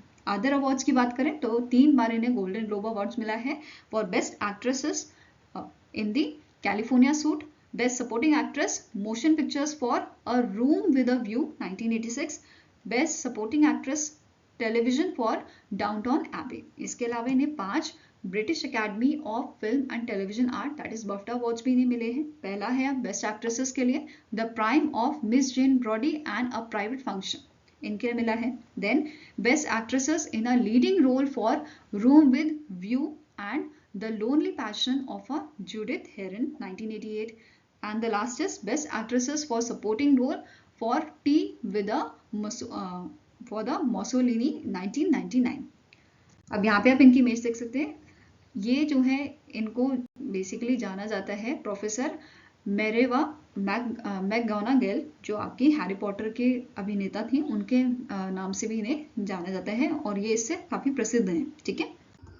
नेक्स्ट है, which of the following statement is correct as per the SEBI's revised guidelines for entry and exit of stocks in a future and option or derivative segments? तो इनमें से कौन सा स्टेटमेंट है जो सेबी के गाइडलाइंस आई थी उससे रिलेटेड और वो करेक्ट स्टेटमेंट है? ठीक है। पहला स्टेटमेंट क्या बोल रहा है कि जो minimum median quarter sigma order size है required which is required for the stock to enter in a F&O, which is future and option segment, has been increased from 25 lakh to 75 lakh. Next है minimum higher market wide positional limit जो है ये भी यहाँ पे race की गई है, 500 करोड़ से ये आपकी 1500 करोड़ कर दी गई है। इसके अलावा नेक्स्ट पॉइंट क्या कह रहा है, जो minimum average daily delivery value है कैश मार्केट की वो भी आपकी 10 करोड़ से 35 करोड़ कर दी गई है। तो ये 3 स्टेटमेंट आपके हैं एंट्री करने के लिए स्टॉक को in a future and option derivatives, future and option आपके सेगमेंट के लिए। ठीक है, तो इसमें से सारे ही स्टेटमेंट करेक्ट है, तो आंसर क्या है, option number E, all 1, 2 and 3 statements are correct. ठीक है, अब ऐसा यहाँ पे इंक्रीज क्यों देखने को मिला है, तो पहला पॉइंट डिस्कस करते हैं। जो median quarter sigma order size है आपका, ये बढ़ाया गया है 25 से ये आपका जो है 75 लाख किया गया है, क्योंकि जो एवरेज मार्केट टर्नओवर था वो आपका 3.5 टाइम्स से ज़्यादा जो है वो बढ़ गया है। ठीक है, अगर लास्ट रिव्यू की बात करें 2018 की, तो उसके कंपैरिजन में 3.5 टाइम्स बढ़ गया है, जिसकी वजह से जो median quarter sigma order size है इसको बढ़ाना पड़ा है। ठीक है, नेक्स्ट है higher market wide position limit की बात करें तो ये भी इंक्रीज हुआ है, क्योंकि जो मार्केट कैपिटलाइजेशन है as compare to last review ये भी आपका 2.8 टाइम्स जो है वो इंक्रीज हुआ है। ठीक है, ये कितना बड़ा था 3.5, ठीक है, ये इंक्रीज हुआ था 3.5 टाइम्स। आपका मार्केट कैपिटलाइजेशन इंक्रीज हुआ है 2.8 टाइम्स 2018 के कंपैरिजन में, इस वजह से यहाँ पे इंक्रीज देखने को मिला है। देन नेक्स्ट है जो एवरेज डेली डिलीवरी वैल्यू है ये भी आपकी बड़ी है, ये आपके 3 टाइम्स जो है बड़ी है लास्ट रिव्यू से। इस वजह से इन तीनों का जो बेसिकली आपका मिनिमम था वो यहाँ पे रेस किया गया है, मिनिमम अमाउंट जो था वो रेस किया गया है। क्लियर है? नाउ आप कुछ की पॉइंट्स देख लेते हैं। जैसे सेबी ने ये गाइडलाइंस रिलीज की हैं through the circular and exercise of power given under the section 11(1) और section 11(2) of a SEBI Act 1992, और जो ये गाइडलाइंस रिलीज की गई है ये आपके इमीडिएट इफेक्ट से फॉलो होंगी। एंड साथ में ही यहाँ पे 6 मंथ का जेस्टेशन पीरियड दिया गया है to exit a stock to meet the requirements of a new norms. जो भी न्यू नॉर्म्स आए हैं उनको 6 मंथ के अंदर जो है इन्हें अप्लाई करना है। ठीक है, नेक्स्ट यहाँ पे है एग्जिट नॉर्म। एग्जिट नॉर्म क्या बोलता है, बेसिकली सेबी ने यहाँ पे क्या बोला है, अगर जो आपके स्टॉक है, if a stock in a F&O segment fails to meet these criteria, जो भी क्राइटेरिया यहाँ पे हमने पढ़े वो अगर ये जो है फॉलो नहीं कर पाता for a continuous period of 3 months on a rolling basis based on the data for a 6 month, then ये जो आपके स्टॉक हैं ये एग्जिट हो जाएंगे आपके F&O सेगमेंट से। ठीक है, इसके अलावा नेक्स्ट बोल रहा है also if a stock fails to meet the eligibility criteria. ठीक है, it is if the stock fails to meet the eligibility criteria across all exchanges based on the performance in a underlying cash market, it will exit from the derivative segment। तो यहाँ पे क्या बोला गया है, मोटा मोटा ऐसा समझो कि अगर इन्होंने रूल्स फॉलो नहीं किए तो इनको एग्जिट कर दिया जाएगा। ठीक है, साथ में ही ये भी मेंशन किया गया है कि अगर एक बार आपका स्टॉक जो है एग्जिट हो गया तो फिर 1 साल के लिए ये इसको जो है इंक्लूड नहीं किया जाएगा। ठीक है, it will not be considered for a re-inclusion for a period of 1 year from its last trading date in a derivative segment. I hope clear होगा। Now next आपको question है, recently in November which international organization provided $400 million loan to Bajaj Finance Limited to expand access to climate finance for electric vehicles and energy efficient consumer goods, that is EECG। तो recently इनमें से कौन सी international organisation है, कौन सी financial organisation है जिसने $400 billion की funding provide की है बजाज फाइनेंस लिमिटेड को? तो आपका आंसर यहाँ पे हो जाएगा it is international finance corporation, जो आपका पार्ट है वर्ल्ड बैंक। ठीक है, आंसर यहाँ पे आपका है ऑप्शन नंबर ए, और ये जो फंडिंग दी गई है it is given as a part of a $1 billion fund raising initiative of Bajaj finance limited. Clear है? नेक्स्ट आपको क्वेश्चन है which among the following cricketer pen his memoir title the England chronicles. इस book के आपके author हैं Brian Charles Lara, ये Brian Lara के नाम से जिनको हम जानते हैं, जिन्होंने वेस्ट इंडीज़ की टीम से क्रिकेट खेला था 1990 से लेके 2007 तक, और 2007 में इन्होंने जो है सारे जो आपके फॉर्म होते हैं क्रिकेट के उससे रिटायरमेंट ले लिया था। फाइन, अब जो ये बुक है इसका पूरा नाम है लारा द इंग्लैंड क्रॉनिकल्स। इसे पब्लिश किया गया है अमेरिका की पब्लिशर द्वारा जिसका नाम है Simon and Schuster LLC। Fine, now जो ब्रेन लारा हैं ये आपके वेस्ट इंडीज़ के कैप्टन रहे थे, और इनकी कैप्टनसी में 2004 में international cricket council championship trophy भी वेस्ट इंडीज़ ने जीती थी।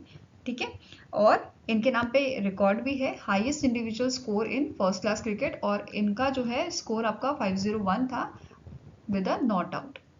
ठीक है, साथ में ही आपको याद रखना है आईसीसी के हॉल ऑफ फेम में इनको इंडक्ट किया गया था 2012-2013 के सीजन में। क्लियर है? Now next is name the airline that recently partnered with SBI Card and Payment Services Limited to launch 2 co-branded credit cards. तो इनमें से कौन सी एयरलाइन है जिसने रिसेंटली पार्टनरशिप की है SBI कार्ड के साथ लॉन्च करने के लिए इनके 2 क्रेडिट कार्ड्स को? It is Singapore airline. कौन सी आपकी कंपनी है? It is a Singapore airline. And यहाँ पे आप इमेज देख सकते हो इन कार्ड्स की, और जो कार्ड है इनका नाम है KrisFlyer SBI card and KrisFlyer SBI card apex. ये क्लियर रहेगा। और ये दोनों ही आपके जो क्रेडिट कार्ड हैं ये आपके अवेलेबल हैं अमेरिकन एक्सप्रेस और मास्टर कार्ड। फाइन। नेक्स्ट आपका क्वेश्चन है name the initiative that has recently in September completed 3-year journey which was launched to build a comprehensive digital health ecosystem in India. तो recently Ayushman Bharat digital mission को 3 साल complete हुए हैं। ठीक है, इसे कब लॉन्च किया गया था? 27 सितंबर को इसको लॉन्च किया गया था 2021 में। फाइन। यहाँ पे इम्प्लीमेंटिंग एजेंसी पे क्वेश्चन बन सकता है, तो नेशनल हेल्थ अथॉरिटी जो है, नेशनल हेल्थ अथॉरिटी इसकी इम्प्लीमेंटिंग एजेंसी है। फाइन। नाउ अब की माइलस्टोन जो इस मिशन ने अचीव किए हैं, जैसे over 67 crore Ayushman Bharat health account जो है वो क्रिएट किए गए हैं। More than 42 crore health records जो हैं ये लिंक किए गए हैं आभा से। Then over 1.3 lakh facilities they are enabled with the your Ayushman Bharat digital mission. ठीक है, नेक्स्ट है आपका 3.3 lakh health facilities and 4.7 lakh health care professionals जो हैं वो सक्सेसफुली रजिस्टर्ड हुए हैं आपके this national health care providers registry के साथ। ठीक है, नाउ अब नेक्स्ट न्यूज जो आपकी इंपॉर्टेंट है, as per the government data जो आपके पब्लिक सेक्टर इंस्टीट्यूशंस हैं जैसे एम्स दिल्ली हो गया, आपका एम्स भोपाल हो गया, इनको रिकॉग्नाइज किया गया है या इनको इमर्ज किया गया है as a top performer in generating scan and share OPD registration. ठीक है, नेक्स्ट आपका है नागा हॉस्पिटल अथॉरिटी कोहिमा जो है, इस हॉस्पिटल को रिकॉग्नाइज किया गया है as a best performing hospital in Kohima district under the Ayushman Bharat प्रधानमंत्री जन आरोग्य योजना। एंड जो हॉस्पिटल है it has witnessed highest registration and transaction under this scheme, जिसमें 2558 पेशेंट्स ट्रीट किए गए हैं एंड 1601 बेनिफिशरीज रजिस्टर किए गए हैं। अब एक और चीज स्टैटिक इन्फॉर्मेशन जो आपकी है, जो आपकी इम्प्लीमेंटिंग एजेंसी है, ठीक है, नेशनल हेल्थ अथॉरिटी, इसके करंट सीईओ कौन है? LS चांगसन। हेडक्वार्टर इसका लोकेटेड आपका New Delhi Delhi. Now next up question है the Union Cabinet has approved the signing of letter of intent that led India to join the Energy Efficiency Hub. Which organization will work as a implementing agency for the hub on behalf of India? तो recently एक approval यहाँ पे दिया है union cabinet ने कि India जो है ज्वाइन कर सकता है एनर्जी एफिशिएंसी हब। ठीक है, ये जो ऑर्गेनाइजेशन है बेसिकली इसका काम क्या है कि जो कंट्रीज हैं उनको एनकरेज करना कि वो कोलैबोरेट करें और हम मिल के एनर्जी एफिशिएंसी पे वर्क करें। ठीक है, तो ये इसका मेन फोकस है। अब यूनियन कैबिनेट ने अप्रूवल दिया है तो इंडिया इसे ज्वाइन कर सकता है, और इंडिया के बिहाफ पे जो bureau of energy efficiency organisation है, ये स्टैट्यूटरी बॉडी जो है ये as a implementing agency work करेगी। फाइन। अब जो इंटरनेशनल एनर्जी एफिशिएंसी हब है इसे कब स्टैब्लिश किया गया था? 2020 में, और अभी तक इसकी 16 मेंबर कंट्रीज हैं, और इंडिया अगर इसे ज्वाइन कर लेती है तो वो 17th जो है कंट्री बन जाएगी इसे ज्वाइन करने वाली, और 17th मेंबर बन जाएगा। ठीक है, कौन कौन से इसके मेंबर कंट्री हैं? Argentina, Australia, Brazil, Canada, China, Denmark, European commission, France, Germany, Japan, Korea, Luxembourg, Russia, Saudi Arabia, United states and UK. ये सारे इसके मेंबर्स हैं। ठीक है, नेक्स्ट आपको क्वेश्चन है the union cabinet has approved the Chennai metro rail project phase 2 with a total length of 118.9 km with a 128 station. The total project cost is ₹dash crore and is planned to be completed by 2027. तो answer यहाँ पे आपका हो जाएगा, इसका total cost जो आपका है इट इज 63,246 करोड़। ठीक है, आंसर यहाँ पे आपका है ऑप्शन नंबर सी। और जो ये चेन्नई मेट्रो रेल प्रोजेक्ट है आपका फेज 2 का, इसमें 3 कॉरिडोर आपके रहेंगे। पहला कॉरिडोर है जो माधावरम से आपका सिपकॉट तक है, जिसका लेंथ 45.8 किलोमीटर का है and it includes 50 stations. Next आपका कॉरिडोर आ जाता है, it is light house to Poonamallee bypass for the length of 26.1 kilometers with the 30 stations, and the last is for Madavaram to Solinga Nallurul for the length of 47 kilometers and इसमें आपके 48 stations included होंगे. Fine. Next question है, in October 2024 the Union Cabinet has approved the productivity linked bonus of dash days to railway employees. तो recently आपके 11.772 लाख जो employees हैं railways के, उनको 78 डेज का बोनस यहाँ पे अप्रूव किया गया है बाय द यूनियन कैबिनेट. तो आंसर हो जाएगा ऑप्शन नंबर डी. एंड यहाँ पे कितना अमाउंट ये है जो बोनस के तौर पे दिया जा रहा है, it is 2028.57 crore. Fine. Next question है, the union cabinet has approved the national mission on edible oils oil seed to boost domestic oil seed production and to achieve self reliant in a edible oils. तो India का जो आपका domestic oil seed production है उसको बढ़ाने के लिए और इंडिया को एडिबल ऑयल्स में सेल्फ रिलायंट बनाने के लिए इस मिशन को अप्रूवल दिया गया है. और जो मिशन है ये आपका 7 सालों के लिए इम्प्लीमेंट किया जाएगा. 2024-25 से 2030-31 तक ये इम्प्लीमेंट होगा और जिसका टोटल कॉस्ट दिया गया है आपका 10,103 करोड़ का. ये क्लियर है?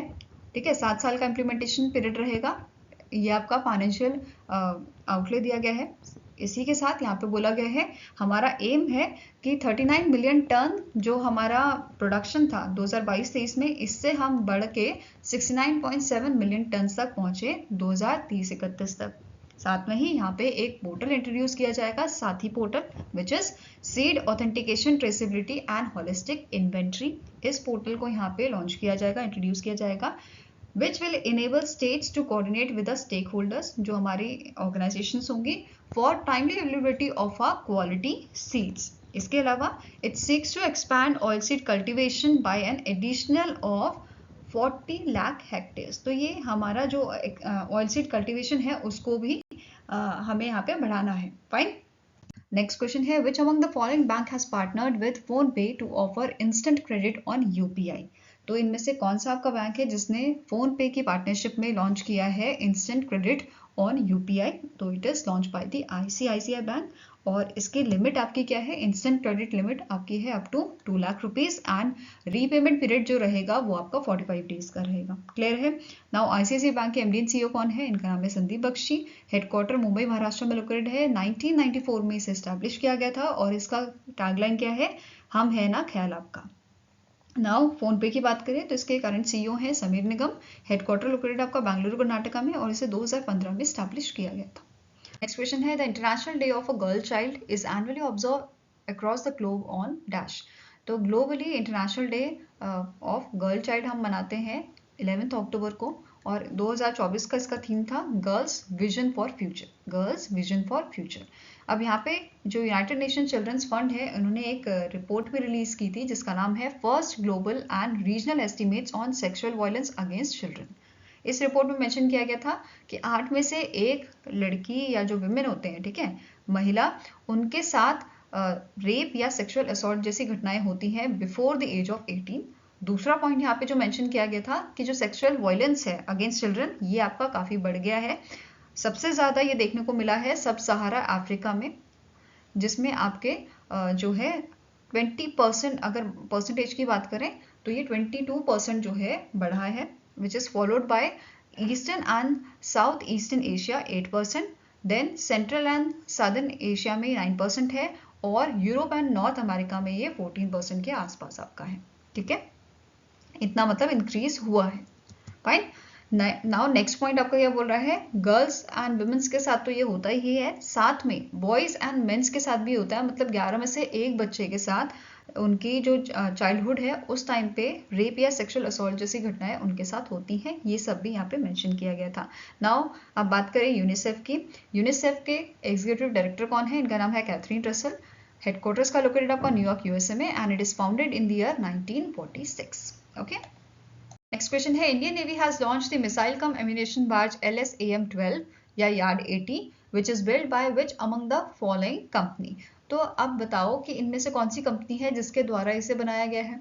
तो it is Seacon engineering private limited, Seacon engineering project private limited, जिसके साथ मिनिस्ट्री ऑफ डिफेंस का एक आपका कॉन्ट्रैक्ट साइन हुआ था 8 मिसाइल कम एमिनेशन बार्ज बनाने के लिए, जिसमें से अभी जो लॉन्च किया गया है वो आपका 6 नंबर का वेसल है।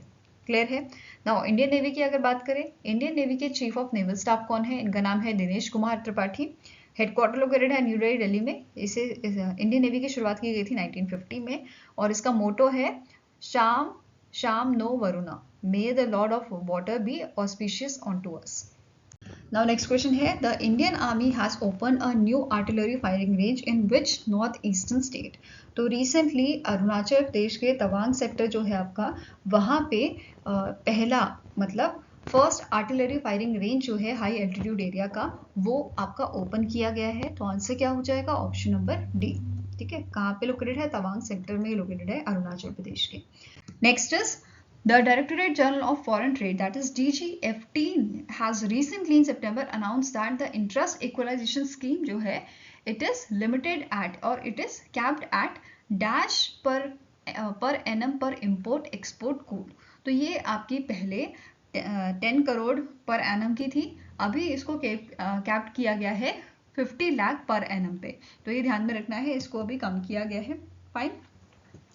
इसके अलावा नोट करना है, जो directorate general of foreign trade है, इन्होंने इन मंथ ऑफ सितंबर 3 मंथ के लिए एक्सटेंड किया था इस स्कीम को, जो आपका लगभग 31 दिसंबर 2024 तक जो है आपकी एक्सटेंड की गई है प्रमोट करने के लिए इंडिया के आउटबाउंड शिपमेंट्स को। ठीक है, इसके अलावा और क्या नोट करना है कि जो DGFT है, इन्होंने अनाउंस किया है कि जो फिजिकल बेनिफिट्स हैं आपके हर एक micro small and medium enterprises के, इनको लिमिट किया गया है आपका ₹50 lakh for a financial year 2024-2025 और जब तक ये आपकी स्कीम एक्सटेंड कर दी गई है। ठीक है, अब इनिशियली बात करें तो इनिशियली जो ये स्कीम है वो आपकी 5 साल की लॉन्च की गई थी। कब लॉन्च हुई थी? 2015 में लॉन्च हुई थी और 2020 तक के लिए लॉन्च की गई थी, बट तब से 2020 से अभी तक ये एक्सटेंड ही हो रही है।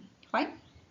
Next is, which organization has secured its largest ever foreign currency loan of 1.265 billion $? तो इनमें से कौन सी इंडियन ऑर्गेनाइजेशन है जिसने इस लोन को रिसीव किया है, सिक्योर किया है? It is PFC, power finance corporation limited. ठीक है, नाउ अब जो ये लोन है आपका, ये 5 साल का रहेगा। इसका आपका टेन्योर कितना है? टर्म है इसका 5 साल का।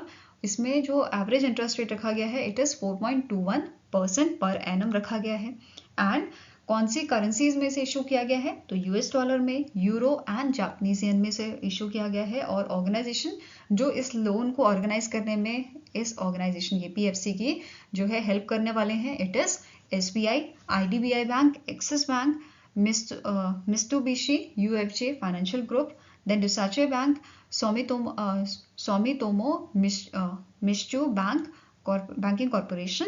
एंड जो मेन लेंडर रहेगा आपका इस लोन का, जो ओवरऑल अरेंजमेंट करेगा इस लोन के, it is your SBI bank. ठीक है, स्टेट बैंक ऑफ इंडिया। और यहाँ पे पावर फाइनेंस कॉर्पोरेशन ने ये बोला है कि ये इस अमाउंट को यूज करेंगे for promoting the green energy transition.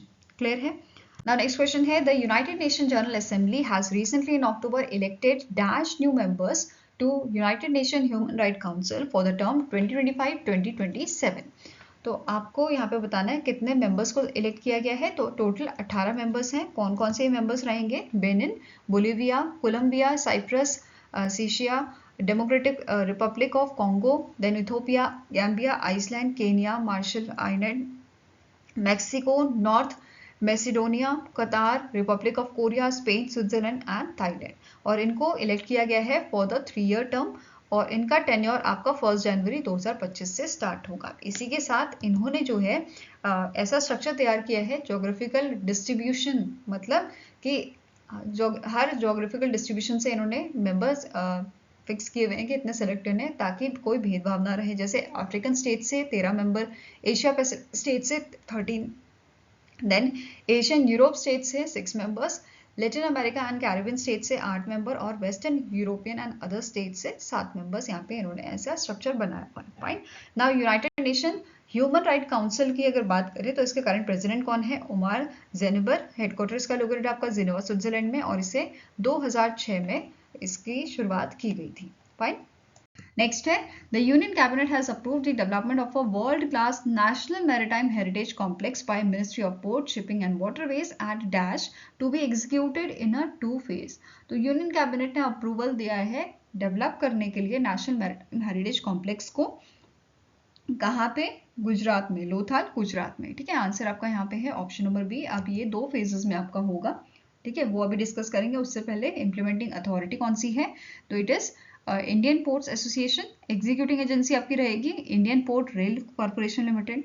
Design कौन कर रहा है? Architect Hafiz contractor. एंड जो इसका फेज 1A है आपका, जो फर्स्ट फेज है उसको भी 2 में बांटा गया है, फेज 1A और फेज 1B। फेज 1A का कंस्ट्रक्शन असाइन किया गया है टाटा प्रोजेक्ट्स को, जिसमें 6 म्यूजियम आपके बनाए जाएंगे, जैसे इंडियन नेवी का, इंडियन कोस्ट गार्ड का यहाँ पे म्यूजियम रहेगा। टोटल कॉस्ट जो इसके लिए बताई गई है वो है आपकी 1238.05 करोड़ की। क्लियर है? वहीं पे फेज 1B की बात करें तो इसमें 8 एडिशनल गैलरीज होंगी, लाइट हाउस म्यूजियम होगा और आपका बगीचा कॉम्प्लेक्स इसमें इंक्लूड किया गया है। देन फेज 2 की बात करें तो इसमें कोस्टल स्टेट्स पवेलियन होंगे, maritime themed eco resort, recreation of ancient Lothal, a maritime institute and 4 theme parks इसमें होंगे, जैसे maritime and naval theme park, climate change theme park, monuments park and adventure and amusement park. तो ये सारे इसमें include किए गए हैं फेज 2 में। फाइन। आई होप गाइस आपको वीडियो पसंद आया हो। पसंद आए तो लाइक एंड शेयर जरूर कीजिएगा, और अगर आपको कुछ सजेशन हमारे साथ शेयर करने हैं तो आप कमेंट सेक्शन में लिख सकते हैं, या फिर आप हमें मेल भी कर सकते हैं benchmarkstudy007@gmail.com पे। तो मिलेंगे ऐसे ही नेक्स्ट वीडियो के साथ। Till then take care, have a nice day and all the best for your preparations.